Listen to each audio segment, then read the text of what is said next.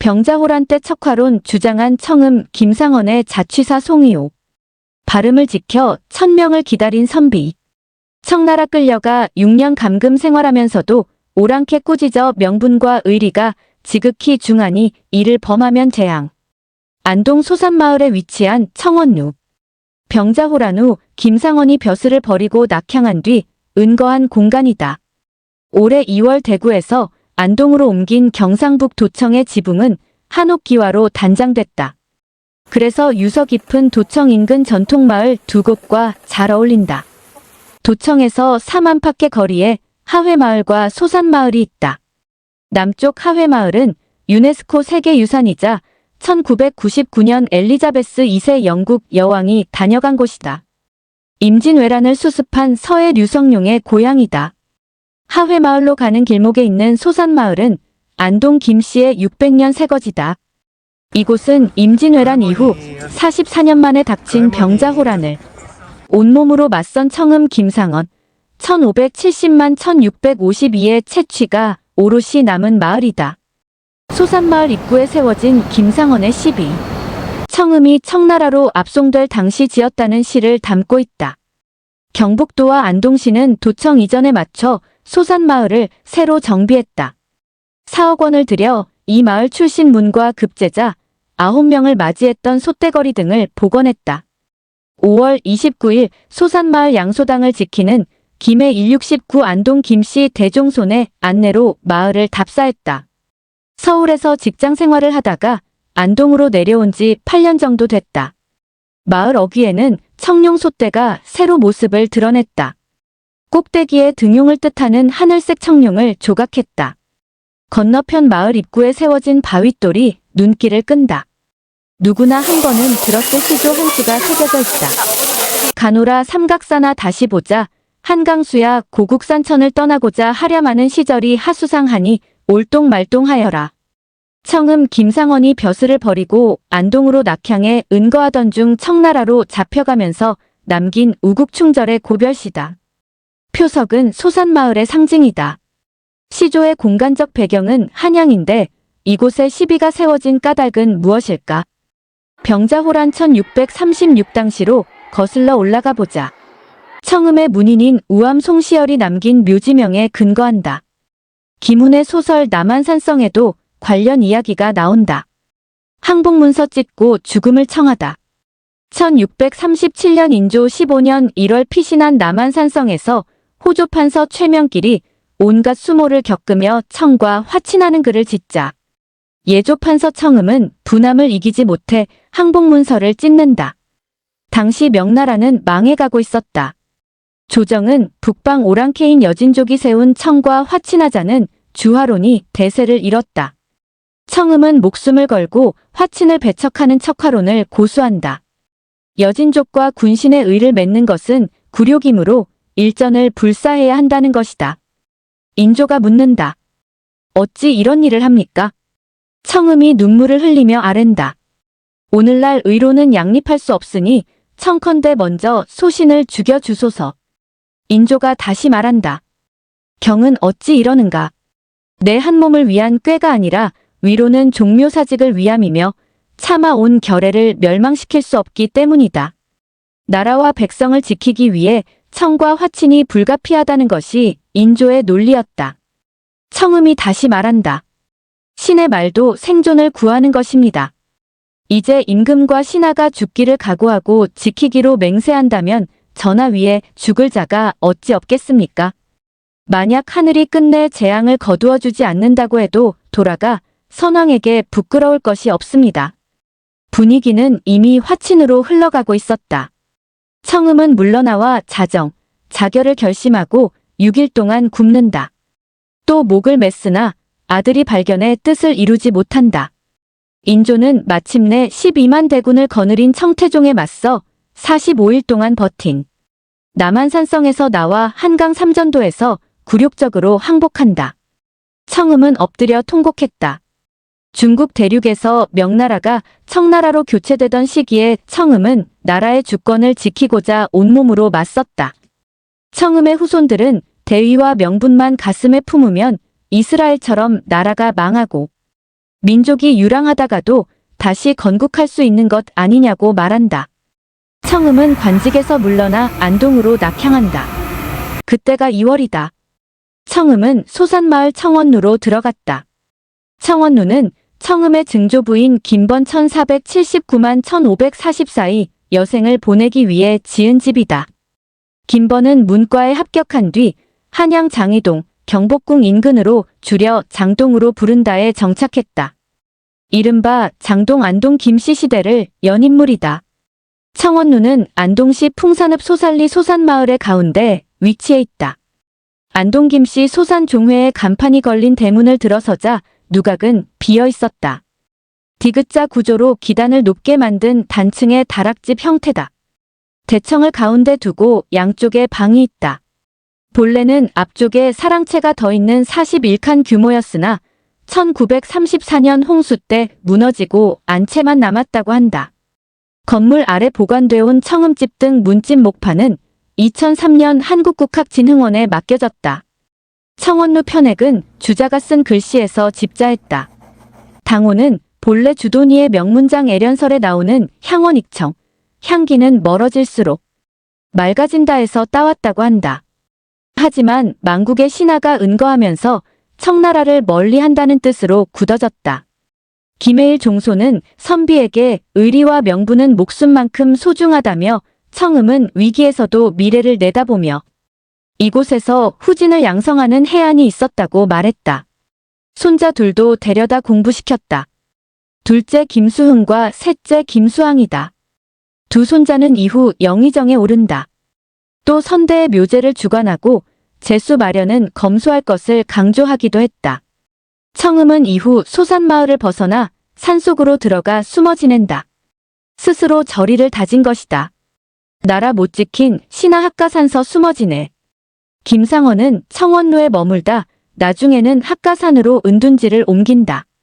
안동 써미마을에 남은 강린당은 후대에 다시 지어진 서당 건물이다. 6월 1일 다시 청음이 은거했던 학가산을 김해일 종손과 함께 찾아갔다. 소산마을에서 풍산읍 소재지를 지나 서북쪽으로 들어간 학가산 자락의 써밀이란 곳이다. 소산마을에서 8쯤 떨어져 있다. 써미마을이 가까워지면서 산비탈을 따라 계곡이 나타났다. 계곡의 바윗돌에 은자암이라 새긴 글씨가 보였다. 서체가 독특하다. 은과 암은 초서로 쓰고 가운데 자는 정자체인 해서로 썼다. 풀을 뜻하는 초서 사이에 묻혀 사는 사람이란 의미다. 은자암 글자 아래 해동수양 산남률이란 글씨가 더 있다. 안동부사로 부임한 청음의 7세손 김학순이 새겼다. 청음이 머무른 서미리는 중국 은나라가 망할 때 백이숙제가 주나라를 따를 수 없다며 숨어 지낸 수양산과 도연명이 자연으로 돌아간 윤리와 같다는 뜻이다. 은자암을 지나 100엠쯤 더 올라가니 서미마을이 나온다. 마을 진입로에서 뒷산을 쳐다보니 봉우리 아래 거대한 바위가 보인다. 중대바위다. 바위 아래에 중대사란 큰 절이 있었다고 한다. 중대바위에서 마을 아래까지 일대는 너럭바위가 곳곳에 흩어져 있다. 눈길이 멈춘 곳은 바위 위의 비각이다. 장정 10명은 넉넉히 앉을 마을 안쪽 빗집바위라는 너럭바위 위에 사모지붕 비각이 아슬아슬하게 서 있다. 땅에서 사람 키 하나를 훌쩍 넘기는 높이로 오를 수 없는 구조다. 비각 안에는 목석거 유허비가 있다. 1710년 숙종 36 안동부사 이정신이 세웠다. 비문에는 내력과 함께 앞으로 누구라도 나무 하나 돌 하나 허물지 말라고 새겨져 있다. 빗집바위 앞에는 목석거 3글자가 가로로 새겨져 있다. 은자암을 새긴 김학순의 글씨다. 청음은 써미리에 초가 삼간을 지어 목석거라는 당호를 걸었다. 나라를 못 지킨 신하가 죄인이 돼 돌산에 숨어 지낸다는 뜻이다. 또 서미골에 석간수를 따서 서간 노인으로 자처했다. 그는 목석거 시절을 이렇게 읊는다. 석실 선생 머리 위에 각건을 쓰고서 노년의 원숭이 학과 함께 살아가네 가을바람. 지는 잎에 인적이 없어 중대사에 홀로 올라 백운루에 누웠네. 현재 써미마을의 목석거 초가는 남아있지 않다. 유허비만 남은 것이다. 1639년 청음은 청의 명나라를 공격하기 위해 조선에 원군을 요청하자 목석거에서 반대 상소를 올린다. 예로부터 죽지 않는 사람은 없고 망하지 않는 나라도 없었습니다. 죽고 망하는 것은 참을 수 있어도 역을 따를 수는 없는 것입니다. 사람들은 저들의 세력이 한창 강하니 어기면 재앙이 있다고들 합니다. 신은 명분과 의리가 지극히 중하니 범하면 또한 재앙이 있다고 생각합니다. 의리를 저버리고도 끝내 화를 면하지 못하기보다는 차라리 바름을 지키면서 하늘의 명을 기다리는 것이 낫지 않겠습니까? 대저 일이 순하면 민심이 기뻐하고 민심이 기뻐하면 근본이 튼튼해집니다. 이것으로 나라를 지키면 도움을 얻지 못한 자가 없습니다. 이제 의리를 버리고 은혜를 잇는다면 천하 후세의 논의는 생각지 않는다 하더라도 장차 어떻게 선왕을 지하에서 뵙겠습니까? 비장한 상소문이다. 1640년 청나라는 상소를 빌미로 청음을 잡아보내라고 명한다. 청음은 안동을 떠나 한양을 거쳐 의주에 도착한다. 소산 마을에 새겨진 청음 시비는 당시 한양을 지나는 소회를 담은 것이다. 의주에서 청나라 관리가 묻는다. 국왕이 항복할 때 유독 청은 섬길 수 없다고 했는데 무슨 뜻이었소? 청음이 답한다. 내 늙고 병들어 따를 수 없었소. 다시 청나라 관리가 묻는다. 우리에게 군사를 원조할 때는 어찌 저지하였소? 청음이 대답한다. 우리 임금에게 아랜 것이니 다른 나라에서 알 바 아니오. 청나라 관리가 재차 묻는다. 두 나라가 이미 한 집안이 되었는데 어째서 다른 나라라고 하오? 청음이 다시 답한다. 두 나라가 제각각 나누어진 땅이 있는데 어찌 다른 나라라 아니할 수 있소? 신문은 끝이 났다. 청음은 북으로 압송된다. 1641년 1월 청음은 청나라 선양에 이른다. 청나라 칸이 청음에게 다시 따져 물었지만 답은 변함이 없었다. 청음은 갇힌 몸이 된다. 감금 생활은 6년이나 이어졌다. 그곳에서도 청음은 회유를 거절하고 큰 소리로 오랑캐의 결례를 꾸짖었다. 1645년 청음은 풀려나 소현세자와 함께 고국으로 돌아와 좌의정에 제수된다. 1650년 효종이 즉위하자 청음은 북벌을 상징하는 인물로 떠오른다. 그러나 청음은 더 이상 세상사에 연연하지 않고 경기도 남양주시 와부읍 덕소리 석실로 들어간다. 1652년 83세로 생을 마감했다. 덕소엔 청음의 13세 종손인 김성동 88씨가 묘소와 종택을 지키고 있다. 안동 써미마을에는 목석거 유허비와 함께 강린당이란 건물이 남아있다. 1689년 유림과 주민이 청음을 추모해 지은 서간사란 서원. 형식의 사당 중 남은 강학공간이다. 청음은 서미리에서도 후진을 가르쳤다. 서간사가 2년이 돼 영조 연간에는 노론이 안동의 청음을 추모하는 서원을 건립한다. 그러자 세도정치 등으로 300년 가까이 벼슬길이 막혔던 남이는 반발했다. 대립은 심각했다. 서원은 결국 발을 붙이지 못했다. 안동은 영남학파를 중심으로 하는 남인의 본향 같은 곳이었다. 청음은 안동이 고향이었지만 기호학파인 노론이 추앙하는 인물이었다. 물론 안동 김씨 가운데도 김기보 등 퇴계 금물록 퇴계의 제자 명단에 상당에 오른 인물이 있었지만 앙금은 오랜 기간 지속됐다. 서간사는 이후 대원군의 서원 철폐령으로 헐어 걷어낸다. 강린당은 문화재로 지정돼 있지 않다. 주변엔 온통 풀이 무성하고 문은 굳게 잠겨 있다. 무슨 까닭인지 편액도 사라졌다. 도둑을 맞았다는 이야기도 있다. 지금은 찾는 이도 거의 없다. 청음의 11세 손인 김홍진 88 안동 김씨 서윤 공파 회장은 청음 선조는 불의를 용납하지 않은 분이라며 목석거 유적이 하루빨리 문화재로 지정되길 바란다고 말했다. 서미마을에는 지금 예천 임씨와 청주한 씨 등을 중심으로 40여 호가 살고 있다. 작은 마을이지만 공무원이 많이 배출됐다고 한다. 이모섭 이장은 청음 이야기는 어렴풋이 알고 있다며 유적이 잘 관리되지 않아 안타깝다고 말했다. 남인과 노론 후손 시비 세우며 손을 잡다. 안동 써미마을에 남은 목석거 유허비. 목석거는 김상원이 지은 초가의 당호다. 소산마을의 상징인 청음 시비는 2002년에 세워졌다. 글씨는 서예가 여초 김응현이 중풍으로 쓰러져 운필이 자유롭지 못한 몸으로 힘들게 써내렸다. 시비 제막식은 화해의 장이었다. 시비 건립 추진위원장은 조순 전 부총리가 맡았다. 안동 유림이 행사를 주관했다. 지금은 고인이 된 이동은 퇴계 이황의 종손 옹이 집례에 나섰다. 초헌관은 안동 김씨 대종회장이 되고 아헌관은 안동향교의 전교, 종헌관은 봉화의 충재 권발 종손이 맡았다. 조선 후기 당론으로 치열하게 대립했던 남인과 노론이 후손들에 의해 다시 손을 잡은 것이다. 그래서 시비 앞에는 제막식 행사도 낱낱이 돌에 새겨두었다. 서미마을 입구 바위에 새겨진 은자암. 안동시는 소산마을 정비에 이어 서미마을의 중대바위와 청음의 은둔지를 탐방과 휴양, 공간으로 만드는 사업을 검토하고 있다. 구상만 수년째로 지지부진하다. 소산마을 청원루와 서미마을 목석거 강린당은 대쪽 같은 선비가 난세에 걸어간 길을 말없이 보여주고 있다. 목숨을 버릴 지언정 외세에 굴하지 않는다는 기계였다. 주권을 볼모로 한 실리와 명분의 갈림길에서 어떤 길을 가는 것이 과연 올바른 처신일까?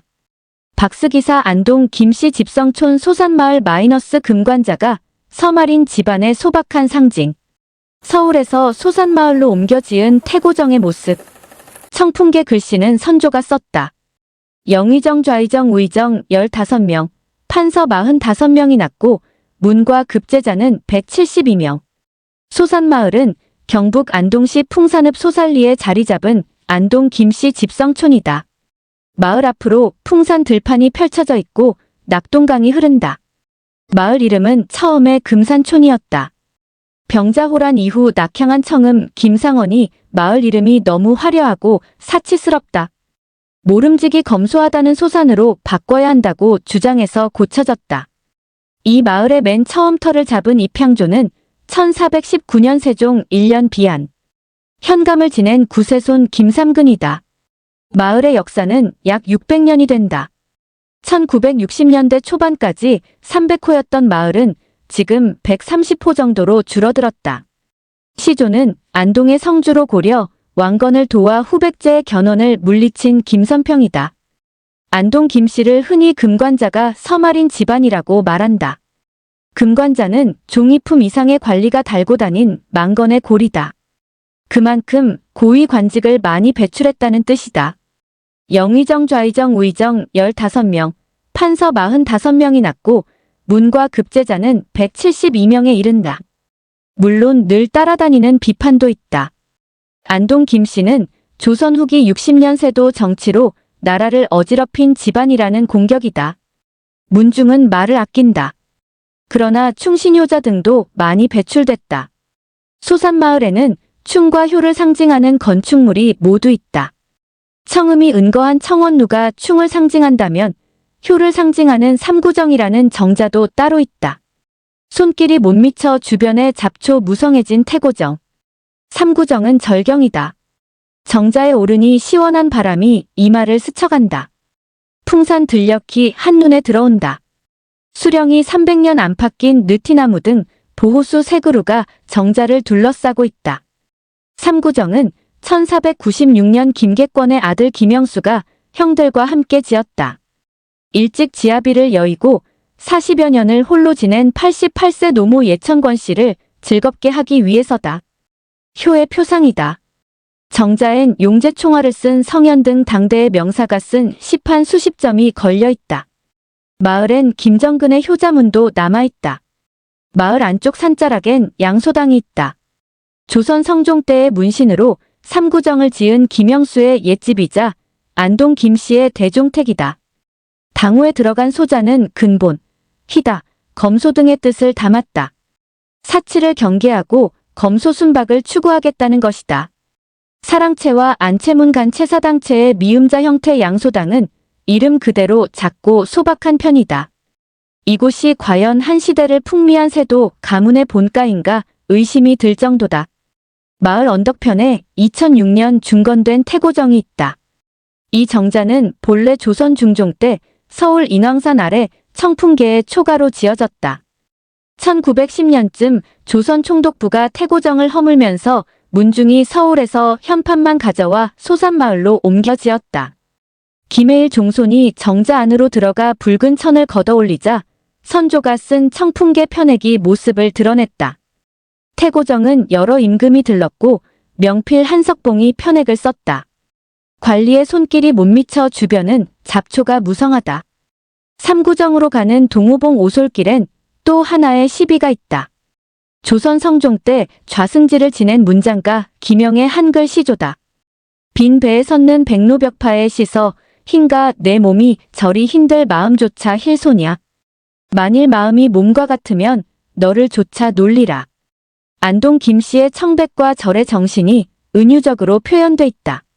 마을을 끼고 옆골로 들어서면 개화기 때 국어 영어지리 등 신학문을 가르친 역동제가 나온다. 뒷산은 안동 김씨의 선대 묘역이다.